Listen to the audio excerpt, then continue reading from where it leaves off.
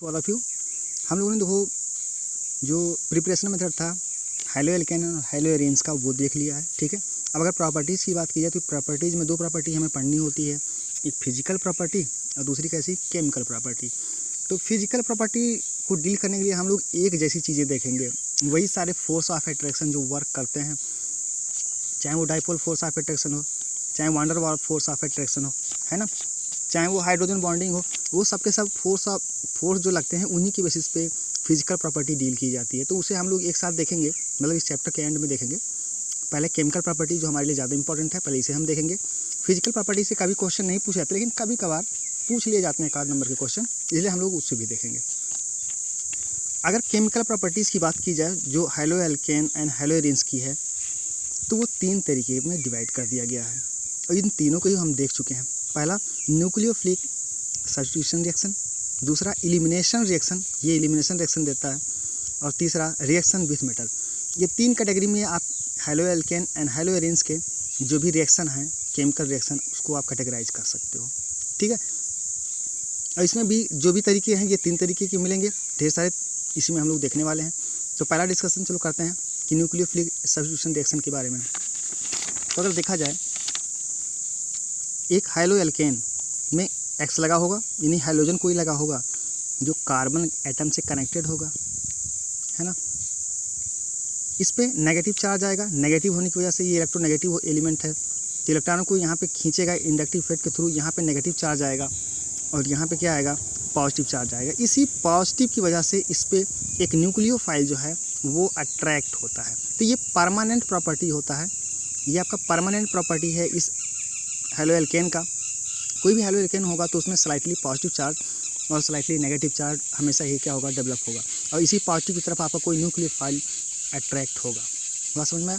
अब ये न्यूक्लियोफाइल अगर इसकी तरफ अट्रैक्ट होगा, यहाँ पे जुड़ जाएगा आके, और यहाँ से ये जो होगा आपका X वो क्या होगा, निकल जाएगा, हमारा ये प्रोडक्ट आ जाएगा। तो ये आपका न्यूक्लियोफिलिक सब्स्टिट्यूशन रिएक्शन होता है। बात समझ में आया। तब ये दो तरीके का होता है और दोनों ही तरीके हम लोग देख चुके हैं पहले ही। कौन कौन सा, एक SN1 और दूसरा SN2। तो एक बार फिर से वो वीडियो लेक्चर देख लेना वहाँ पे, और नोट्स ज़रूर बना लेना उसका, ठीक है। या अगर नहीं बना पाए हो अभी तो बताना, फिर मैं भेज दूंगा। और अगर वीडियो देख के आप नोट्स बना लिए हो तो बहुत अच्छी बात है, ठीक है। तो ये कमेंट जरूर करना कि हाँ बना लिए हो या नहीं बनाए हो, उसी के अकॉर्डिंग जो है मैं करूँगा। तो ये समझ में आ गया कि ये एक न्यूक्लियोफाइल जो है एक की जगह को क्या करता है, हाइड्रोजन की जगह को सब्स्टिट्यूट कर देता है, हटा देता है उसका, और उसकी जगह पे खुद आ जाता है, ठीक है। तो अब यहाँ पे ये शुरू हो रहा है, क्योंकि ये दो तरीके के हैं। ये जो भी प्रोसेस आपने देखा ये दो तरीके का है। एक है SN1 जो यूनिमॉलिक्यूलर रिएक्शन होता है, सब्स्टिट्यूशन रिएक्शन, और दूसरा क्या आपका SN2 जो बाई मॉलिक्यूलर सब्स्टिट्यूशन रिएक्शन होता है, ठीक है। तो वो आप देख लेना, दोबारा से देख लेना। SN1 में क्या होता है, दो स्टेप का प्रोसेस होता है। फर्स्ट स्टेप में एक कार्बोकैटायन इंटरमीडिएट बनता है, और सेकंड स्टेप में आपका न्यूक्लियोफाइल उस कार्बोकैटायन से जुड़ जाता है, ठीक है। लेकिन SN2 के केस में क्या होता है, एक ही स्टेप का ये रिएक्शन मैकेनिज्म होता है, ठीक है। इसमें एक बैक साइड न्यूक्लियोफाइल जो है लिविंग ग्रुप के बैक साइड अटैक करता है और उसे वहाँ से क्या करता है, निकाल देता है। तो मैं ये कुछ रिएक्शन दिया हूँ, ये रिएक्शन जो जनरली आप इस चैप्टर में करने वाले हो, और मैं सिर्फ और सिर्फ टाइप बताऊँगा, आप पहचान जाओगे आसानी से। तो पहला देखो, ये आपका RX है, RX समझ गए ना क्या है, ये हैलो एल्केन है। इसका अगर हम एक्वस NaOH से रिएक्शन कराएं, एक्वस NaOH से या एक्वस KOH से, एक्वस NaOH से या एक्वस KOH से, तो यहाँ पे देखो, यहाँ से OH माइनस आयन हमें मिलेगा, ठीक है, जो न्यूक्लियोफाइल की तरह काम करेगा। तो ये रहा RX और OH माइनस आयन मिलेगा। कहाँ कहाँ से मिलेगा, देखो अगर हम लें NaOH लें तो यहाँ से मिल जाएगा OH माइनस आयन, KOH लें तो यहाँ से भी मिल जाएगा। अगर कहीं अमोनियम हाइड्रोक्साइड की बात करता है NH4OH की, तो यहाँ से भी देखो OH मिल जाएगा, है ना। कैल्शियम हाइड्रोक्साइड की अगर कभी बात की जाएगी तो यहाँ से भी देखो OH माइनस आयन मिल जाएगा। तो ये सब के सब क्या हैं, न्यूक्लियोफाइल हैं आपके। तो कहीं से भी अगर एक्वस दे दिया गया तो तुरंत ही ये आयनाइज हो जाएगा, वाटर में पड़ते ही Na+ अलग हो जाएगा, OH माइनस अलग हो जाएगा, और OH माइनस आयन हमारा क्या करेगा, एक न्यूक्लियोफाइल की तरह काम करेगा। और OH माइनस आयन जो न्यूक्लियोफाइल की तरह काम करेगा वो बैक साइड अटैक करेगा इस वाले कार्बन पे, और यहाँ से ये फ्रंट से निकल जाएगा, ठीक है, अगर SN2 का केस है तो। फाइनली क्या बन जाएगा, ROH+ X-, ठीक है। अब ये X- किसके साथ जाएगा, जहाँ से OH आया वो किसी पॉजिटिव को छोड़ के आया होगा ना, जैसे Na को छोड़ के आया होगा तो Na क्या होगा, इसके साथ जुड़ जाएगा और क्या बना लेगा, NaX। बात समझ में आया। तो इसी तरह की ये रिएक्शन है। तो पहला रिएक्शन देख लो जरा, कहीं भी बहुत ज़्यादा हम लोग यूज़ करेंगे, इस ध्यान रखो कि एक्वस Na वजह से तो बहुत कम यूज़ करते हैं, लेकिन एक्वस के वजह से बहुत यूज़ करते हैं हम लोग। OH लगाना हो, कहीं भी OH लगाना होता है हाइड्रोजन की जगह पे तो एक्वस के OH लिया जाता है, आसानी से ये रिएक्शन हो जाता है। क्या बात समझ में आ गया। यहाँ पे देखो RX फिर से एक हेलो एल्केन, इसका वाटर से अगर हम रिएक्शन कराएं तो हमें पता है कि वाटर एक वीक न्यूक्लियोफाइल होता है ना, लोन पेयर की वजह से, और ये इस लोन पेयर से क्या करेगा, इस वाले पे अटैक करेगा और यहाँ से X को निकाल देगा। हाँ, ये SN1 रिएक्शन मैकेनिज्म है, क्योंकि ये एक वीक न्यूक्लियोफाइल है तो वो क्या करेगा, ये इंतजार करेगा पहले कि X जो है टूट के यहाँ से निकल जाए, एक कार्बोकैटायन बन जाए पहले, फिर मैं क्या करूँ, आसानी से जाके उससे जुड़ जाऊँ। समझ आई बात। तो ये SN1 है आपका, ये SN2 था आपका, ये SN1 है। समझ गए होगे बात को। इस केस में भी क्या बनेगा, एल्कोहल ही बनेगा, OH जुड़ेगा, H2O अटैक करेगा ना, तो OH तो जुड़ जाएगा लेकिन H यहाँ से निकलेगा, क्योंकि इस पर प्लस चार्ज जो आएगा उसको मिनिमाइज करने के लिए आप करके देखो ज़रा, R है, X है। अगर मैं वाटर का कराता हूँ इस पर अटैक, तो यहाँ से मान लेते हैं, चलो ये CH3 था तो CH और यहाँ पे क्या आएगा आपका OH2, लेकिन इस पर चार्ज कैसा आएगा, प्लस H और X माइनस निकल चुका। समझ में आई बात। अब यही X माइनस क्या करेगा, वापस आएगा, और क्योंकि इस वाटर पे प्लस चार्ज है तो इस प्लस चार्ज को ख़त्म करने के लिए एक हाइड्रोजन को यहाँ से ट्रैप करके ले जाएगा। तो यहाँ सिर्फ OH बचेगा, क्या बचेगा, OH बचेगा, CH और यहाँ पे क्या बचा आपका, एक और H और साथ में HX। क्या बात समझ में आ गया। तो ये आपका SN2 कह सकते हो इसे भी, लेकिन ये SN1 होता पर इंतजार करता है। तो ये SN2 SN1 का नहीं, हमें यहाँ पे कुछ करना है, बस हमें प्रोडक्ट के बारे में जानना है। समझ लो बात को कि प्रोडक्ट आप क्या बनाओगे। तो प्रोडक्ट क्या बना आपका, देखो CH3OH एल्कोहल बना, CH3OH। क्लियर होगी बात। ध्यान रखना कि ये सारी प्रॉपर्टीज जो यहाँ पे हम लोग प्रॉपर्टीज पढ़ रहे हैं, यही सेम रिएक्शन हम लोग प्रिपरेशन ऑफ एल्कोहल में देखेंगे, उसके प्रिपरेशन मेथड में। समझ में आया ना बात को।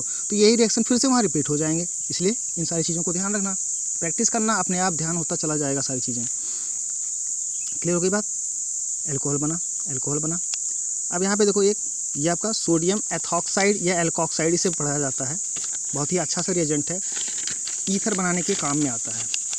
देखो R है, O है और Na है, इसे बोलते हैं सोडियम एल्कोक्साइड। इस पूरी चीज़ को एल्कोक्साइड, अगर यहाँ मेथाइल है तो सोडियम मेथॉक्साइड, अगर यहाँ एथाइल ग्रुप लगा है तो सोडियम एथॉक्साइड। समझे बात। तो ये क्या है आपका एल्कोक्साइड,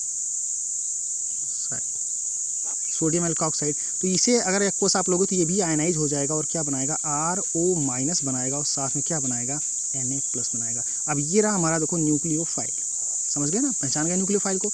अगर ये RO- न्यूक्लियोफाइल है और मान लेते हैं कि ये कोई R' पे, R' का मतलब कुछ भी हो सकता है ना, यहाँ पे CH3 ले सकते हो आप, C2H5 ले सकते हो, यहाँ पे कोई भी एल्काइल ग्रुप लगा दो, बस हो गया। ये माइनस एज ए न्यूक्लियोफाइल इस पे अटैक करेगा और यहाँ से क्या हो जाएगा, टूट जाएगा। तो देखो क्या बनेगा, RO, फिर ये जुड़ा किससे, R से, और साथ में क्या है X-। तो ये हमारा क्या है, ये हमारा ईथर। ईथर की खासियत यही है कि बीच में क्या होता है, ऑक्सीजन लगा होता है और दोनों ही तरफ क्या होते हैं, एल्काइल ग्रुप लगे होते हैं। डिफरेंट हो सकते हैं वो एल्काइल ग्रुप और सेम भी हो सकते हैं, तो वो क्या कहलाएगा, ईथर कहलाएगा। उस बीच में क्या होगा, ऑक्सीजन। समझ में आई बात। विलियमसन सिंथेसिस इस मेथड का नाम है। हम लोग चैप्टर पढ़ेंगे जब फिनॉल, ईथर, ये सारी चीज़ें पढ़ रहे होंगे तो वहाँ पर देखेंगे।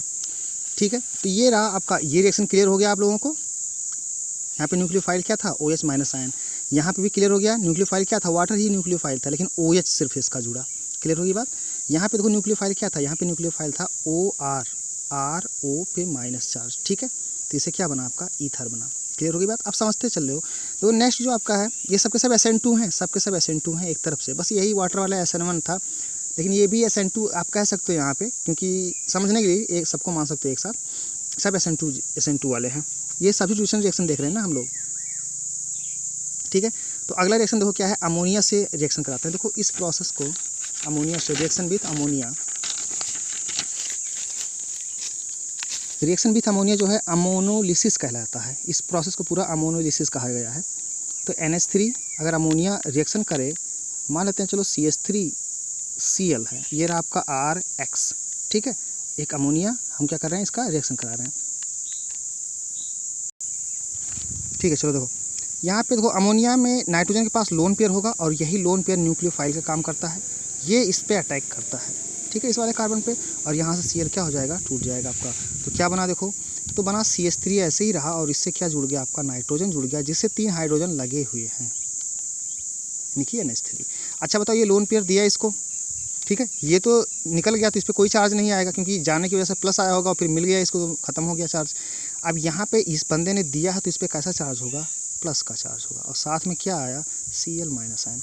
अब यही Cl- आयन यहाँ से एक हाइड्रोजन को ले जाएगा H+ के रूप में और ये दोनों ही इलेक्ट्रॉन ये वाले इसको मिल जाएंगे, जिससे इसका ये चार्ज खत्म हो जाएगा और सबके चार्ज खत्म हो जाएगा। तो ये क्या बनेगा, HCl, और यहाँ पे क्या बनेगा देखो, CH3NH2, CH3NH2 और साथ में क्या आया, HCl। बात समझ में आया, ये आपका एमाइड है CH3NH2, समझ लो बात को। तो ये आपका एमाइड बनता है इस केस में, लेकिन ये रिएक्शन यहीं पे नहीं रुक जाता, ये रिएक्शन यहीं पे नहीं रुक जाता। देखो क्या बन के आया, बन के आया एमाइड, यानी कि R बना NH2 बना, समझ गए होगे, यहाँ पे CH3 है, NH2 बना। अगर ये बना तो ये इसके पास अभी तो लोन पेयर है, तो अगर ये इसके पास लोन पेयर है तो ये दोबारा से अटैक कर सकता है, किस पे, RH पे, फिर से कर सकता है ना यहाँ से, तो ये फिर से करता है और क्या बनाएगा, R पहले से लगा हुआ है एक तो नाइट्रोजन में, ठीक, और ये नाइट्रोजन एक R से और जुड़ गया और साथ में 2 हाइड्रोजन इसके पास है ना, और इस पर कैसा चार्ज आ जाएगा, प्लस फिर से आ जाएगा X-। वो प्लस चार्ज फिर से क्यों आया, क्योंकि फिर से उसने लोन पेयर दिया। अभी X- क्या करेगा, फिर से यहाँ से इस हाइड्रोजन को ट्रैप करके ले जाएगा और ये दोनों ही इलेक्ट्रॉन इसको मिल जाएंगे, तो ये क्या बन जाएगा देखो, R R N और क्या बचा H, यानी कि एक हाइड्रोजन इसका फिर से एक R से रिप्लेस हो गया और साथ में क्या आया, फिर से HX आया, ठीक। अब बताओ क्या अभी भी इसके पास लोन पेयर है, हाँ है, अभी भी लोन पेयर है, तो क्या ये और आगे बढ़ सकता है ये, हाँ बिल्कुल, ये एक और आगे जा कर अटैक कर सकता है एक स्टेप। मान लो क्या क्या बन गया देखो, R बना N R, अभी भी इसके पास एक हाइड्रोजन है और लोन पेयर है, तो ये दोबारा क्या करेगा, RH पे फिर से हमला कर सकता है, फिर से अटैक कर सकता है और ये यहाँ से टूट जाएगा। तो क्या बना, R N फिर से R और एक और R जुड़ गया, समझ में आई बात, और साथ में क्या आया, फिर से HX। तो आप देख लो अगर हम अमोनिया से रिएक्शन कराते हैं तो ढेर सारा जो है एमाइड का सेकेंडरी प्राइमरी ये सब सभी एमाइड्स का जो है वो मिक्सचर मिलता है हमें, ठीक है। तो HX। अच्छा बताओ क्या अब भी ये अटैक कर सकता है, हाँ बिल्कुल कर सकता है, अभी तो लोन पेयर है इसके पास, तो ये फिर से अटैक करेगा, किस पे, RH पे फिर से करेगा और फिर क्या बनाएगा, तो बनाएगा R R और एक R और, लेकिन अब की बार इस पर चार्ज कैसा आएगा, प्लस का चार्ज आएगा। अब प्लस का चार्ज अगर आया तो अब कोई हाइड्रोजन तो है नहीं इसके पास कि जो तोड़ के हटा लेगा इस चार्ज को, समझ आए बात। देखो यहाँ से फिर से कंफ्यूज मत हो, ये जो बन के आया ये RH पे फिर से अटैक किया, समझ आए बात, 3 R हैं, फिर से RH पे अटैक करेगा तो 4 R जुड़ गए नाइट्रोजन से, R R R R, और इस पर कैसा चार्ज आया, प्लस का। अब Cl- जो बाहर निकला, Cl- वो Cl- जो है हाइड्रोजन को तो ले नहीं सकता, हाइड्रोजन बचे ही नहीं है, तो किसको ले जाएगा, नहीं ले जाएगा, तो क्या R को ले जाएगा, बिल्कुल नहीं ले जाएगा, क्योंकि R को ले जाएगा तो फ़ायदा क्या होगा उसे, वो तो पीछे पहुंच जाएगा, जहाँ से चला था वहीं पहुंच जाएगा, है ना, तो वो कुछ नहीं करेगा बल्कि इस प्लस चार्ज के पास जाके क्या होगा, चिपक जाएगा और यहीं पर लगा रहेगा, जिसे आप क्या बोलते हो, क्वाटरनरी अमोनियम साल्ट। क्या बनेगा देखो, NR3+ Cl- और इसका नाम क्या है, क्वाटरनरी अमोनियम साल्ट, समझ में आया बात, क्योंकि ये सॉल्ट। तो इसमें देखो कितनी तरह के प्रोडक्ट बनते हैं, इसी पूरे प्रोसेस को ही क्या बोला जाता है, अमोनोलिसिस बोला जाता है। देखो इसमें क्या क्या बना, इसमें सबसे पहले तो बना RNH2, ठीक, और क्या बना, RRNH बना, और क्या बना, RRN और R बना, समझ बात को, और क्या बना, क्वाटरनरी अमोनियम साल्ट भी बना, यानी कि 4 बार R हो गए, और इस पर चार्ज कैसा आया, प्लस, और साथ में क्या आया, Cl-। तो 1 2 3 4 प्रोडक्ट आप देख रहे हो कि एक सिंपल से कंपाउंड का अगर हम लोग अमोनोलिसिस कराते हैं तो ढेर सारे मिक्सचर मिल रहे हैं प्रोडक्ट के, क्लियर हो गई बात, जिसमें प्राइमरी इसे बोलते हैं प्राइमरी अमीन, इसे क्या बोलते हैं, सेकेंडरी अमीन। सेकेंडरी क्यों, सेकेंडरी इसलिए क्योंकि नाइट्रोजन से 2 R लगे हुए हैं, ये आपका टर्सरी है, ये क्वाटरनरी है, तो प्राइमरी सेकेंडरी टर्सरी और क्वाटरनरी हो गए ना, 4 हो गए। क्वाटरनरी, इसे अमोनियम सॉल्ट बोलते हैं। क्लियर होगी बात? तो ये भी आप समझ गए होंगे।